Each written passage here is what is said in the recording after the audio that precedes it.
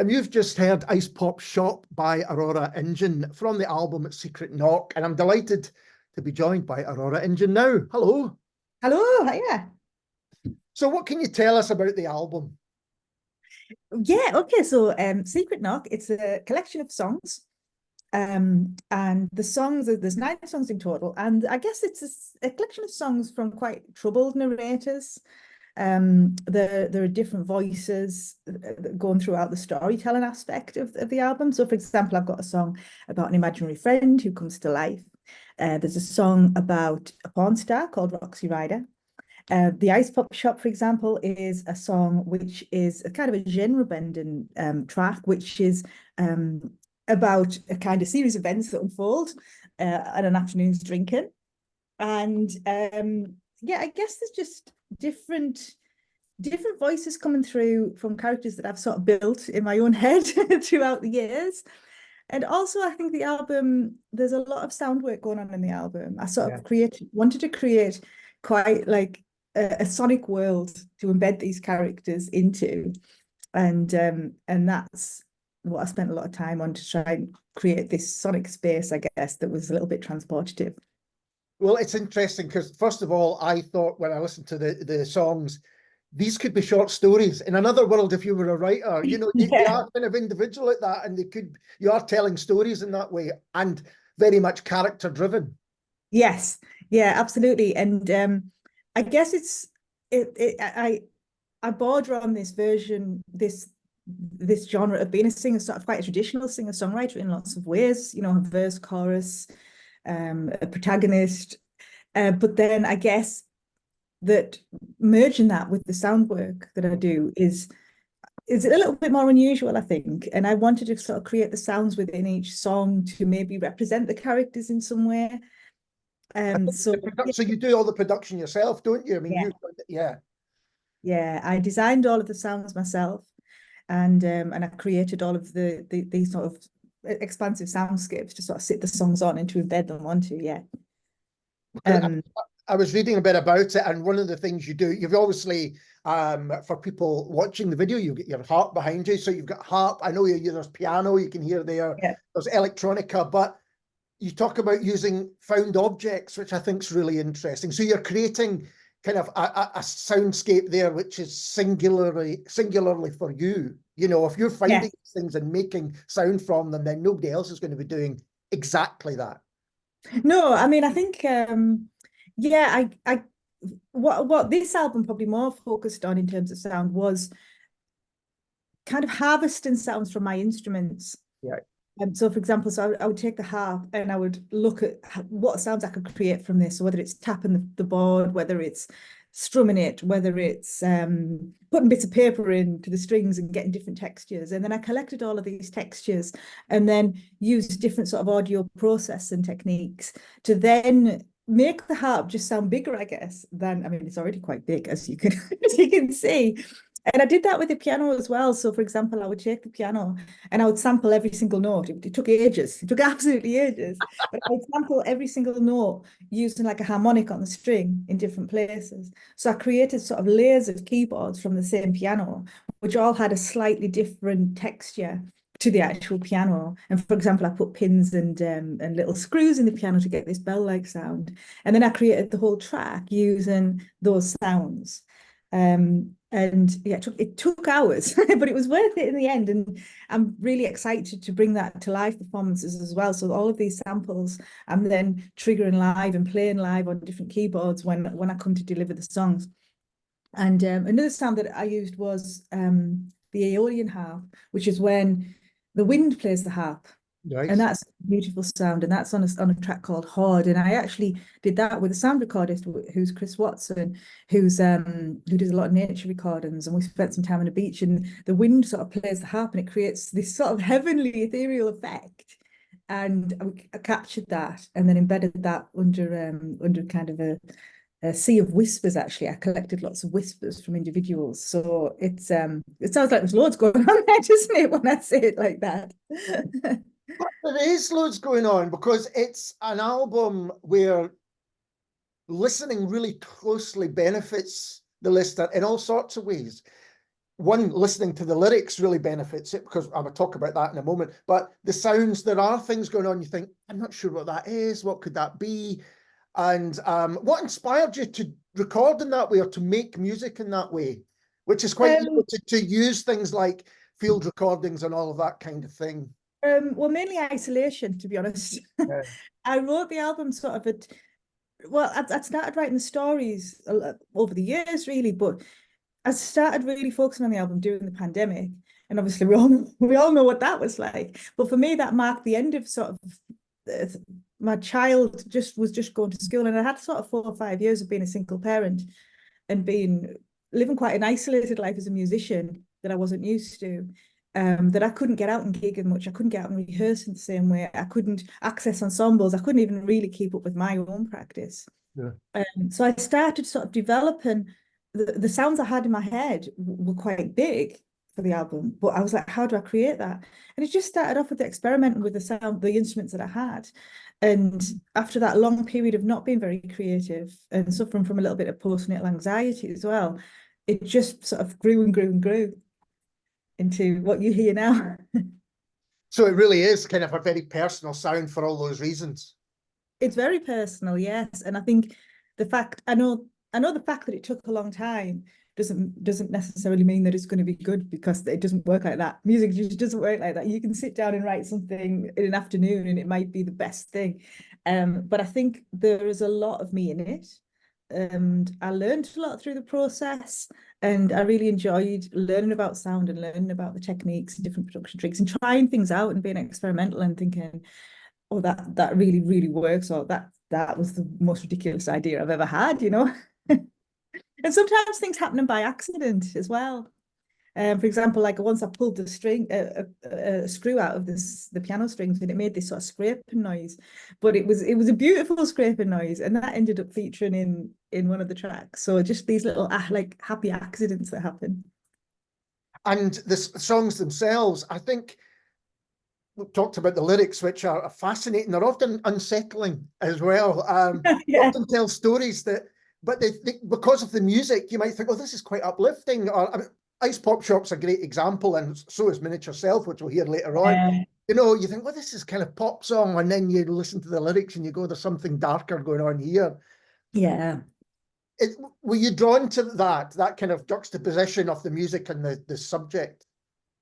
Yeah, I was. I mean, I think it happened quite naturally, that I think that I realized sometimes you realize things after you've written something, and I think that I realized that I perhaps use humor to sometimes take the edge off sort of maybe quite serious subjects in some ways, which I think, you know, I do personally. I think that's why I'm a writer, because I'm not very good at express myself in the real world, which is why I create imaginary worlds. And I think that was something that I realized after, that I often use humor just to soften the work, because otherwise it might be too dark.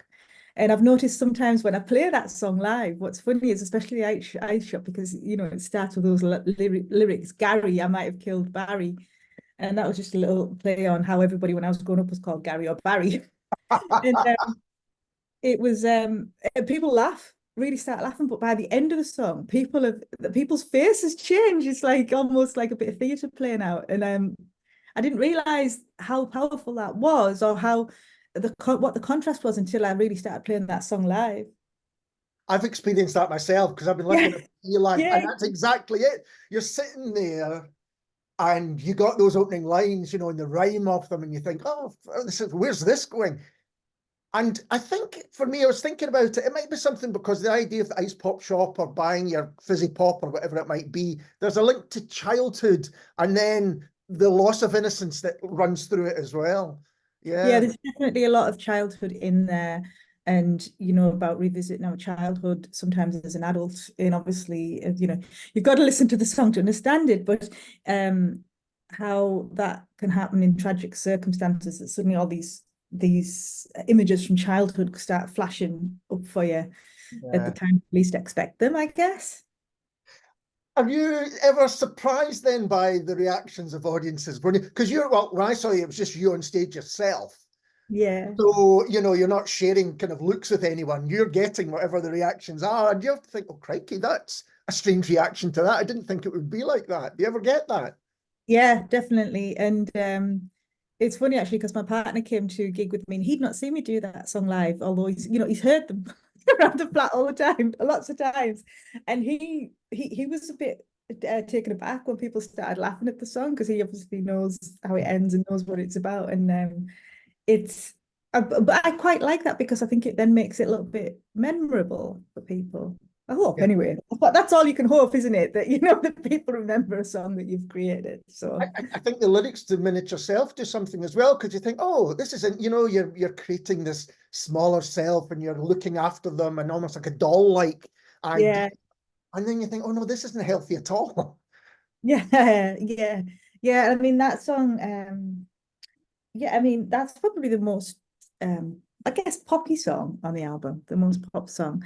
But again, I use lots of sort of like these ethereal sort of harp sounds at the beginning of the track using just to create this sort of, again, a little bit of a magical world. But I guess the song, yeah, it's about, I guess it's about women just in general. I mean, there is a protagonist obviously in the song, but keeping themselves small in many ways, often subconsciously, in Yeah. order to navigate the world. And especially growing up where I did, which was, working class town in County Durham, in school, especially, women, I think, were more encouraged to keep their opinions small or not be too loud, and there's noticeable difference, which I think follow us through life. And I guess I've been trying to unpick that myself.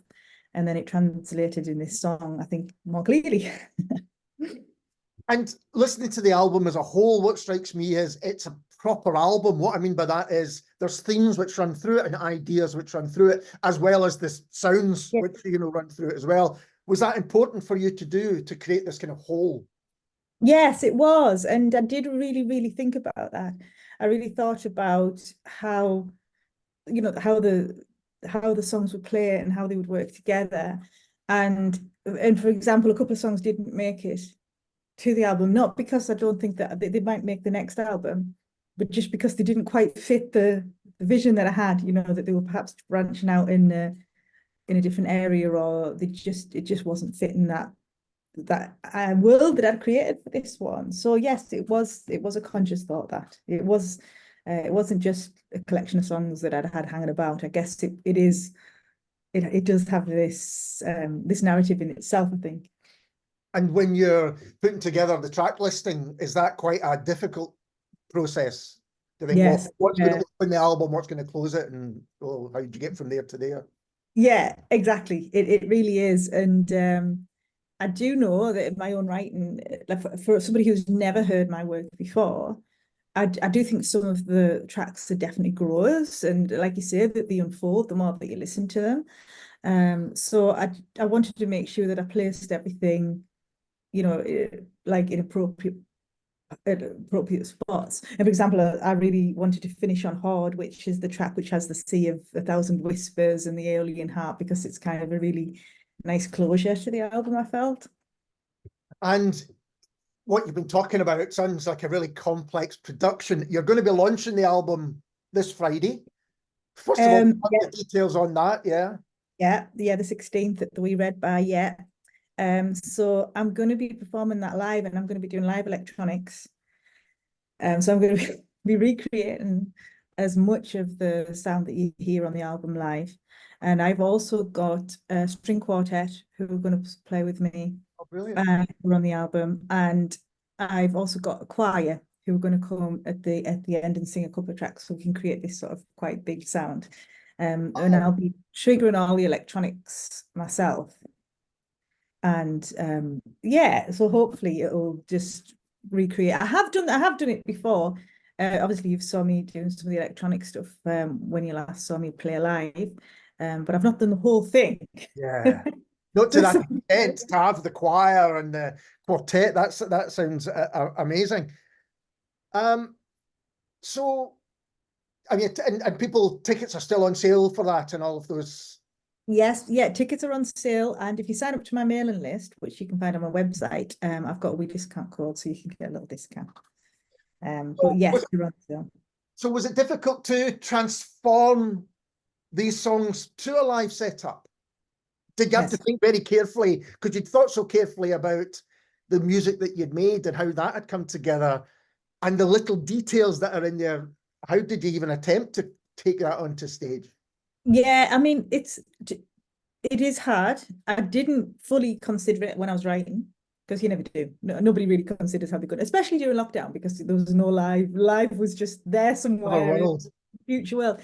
But what I've found is that actually playing an individual song is absolutely fine. Transitions, they're tricky, because you transition in between two instruments, a harp and piano. You transition in between triggering sounds live, sometimes with my feet, and then playing them live on keyboards. For example, I play the lever harp, so that means I sometimes have to change the key of the harp. So there's like lots of things to remember, so that's the tricky bit. And something always, there's always a little hiccup, but it's live, isn't it? So that's all right. People expect a bit of that, yeah. And are you Yeah. planning for future shows after the launch? Yeah, I'm doing a launch in Newcastle as well on the 23rd. So if you're down that way, that's at the Cumberland Arms. And I've also got a couple of in-store record gigs. Brilliant. On the 17th, I'm playing in FOP in Edinburgh. And I'm playing a gig at the end of March. I think it's the 24th March with OK Pal Records. Brilliant. Support one of their acts. And then I'm just moving forward now to try and book some touring dates for the summer. Oh, excellent. And in terms of your own music, how you came into music, is harp your kind of instrument as such? Is that your first love, if you like? No, piano was the first thing that I did. So I played piano for many, many years growing up. And I used to play brass. I played French horn for many years. And then I went traveling, and it wasn't until a lot later actually that I wanted to play the harp. Well, actually, I always wanted to play the harp, but in County Durham, just harps were not kicking about. Really they weren't, especially, I didn't actually see a physical harp until I was about 18, maybe 19, and went to London to university and saw, apart from on the telly, Yeah. I'd never seen one. It just wasn't an instrument that I had access to. So, but I was always really drawn to it. So when I did start working with a harp, I really wanted to bring sort of my heritage, I guess, my accent and my background to the instrument, which is why I sing in my own accent quite a lot. And I quite like that marriage of sort of an instrument that I've not had access to for various reasons, various cultural reasons, I guess, with my own voice. So that's been something that I've enjoyed sort of exploring. Oh, that's interesting. Are you, now that the album's out, can you even think about what comes next, or is it all about Secret Knock at the moment? No, no. I mean, to be honest with you, I've also written quite a lot of a second album, and this is a piece that I delivered actually in the Made in Scotland showcase in last year, which was Tear, which was an exploration of Scottish landscape, where I used a lot of collected and found sounds. I used sounds from beehives, I used sounds from bats, I used sounds from birds, I used sounds from water, and I've weaved that into kind of an electronic, again with lots of storytelling. So that's going to be produced this year. And I'm also doing quite a lot of work with film at the minute. And I've just scored a Chinese film from 1927, creating like a live electronic score for that, which I performed on Friday at Keswick Mint Chinese Festival. And that's going to be touring. So we're going to be taking the film to different cinemas, where we can perform the live score with that. And that's part of a project that's, it's kind of marrying films from 1920 silent films with electronic music now. So it's kind of this time hop thing, and putting those together. And there's lots of feminist themes going on, because you've got a lot of female characters who are, gender stereotypes at the time. And it's been really interesting working with the creator on that to to explore the themes. That sounds amazing. Do let me know when that is touring elsewhere, because I think people would be really interested in that. I've been to a few shows over the last few years where there's been live music with older film, and it's really quite special. Yeah, it is. And I sort of collected sound. There's quite a lot of war scenes in this particular film. So I used some sounds from World War II as well. So I quite like this idea of bringing sounds from different time periods to a film that was written, I guess, that was created in 1927, when the person in it and creating it couldn't imagine some of the sounds perhaps that happened 100 years later. So I found that really interesting. That's amazing. Thank you so much for taking the time to talk to me. It's been an absolute pleasure. You're absolutely welcome. Thank you so much for having me. And this is Aurora Engine and Miniature Self.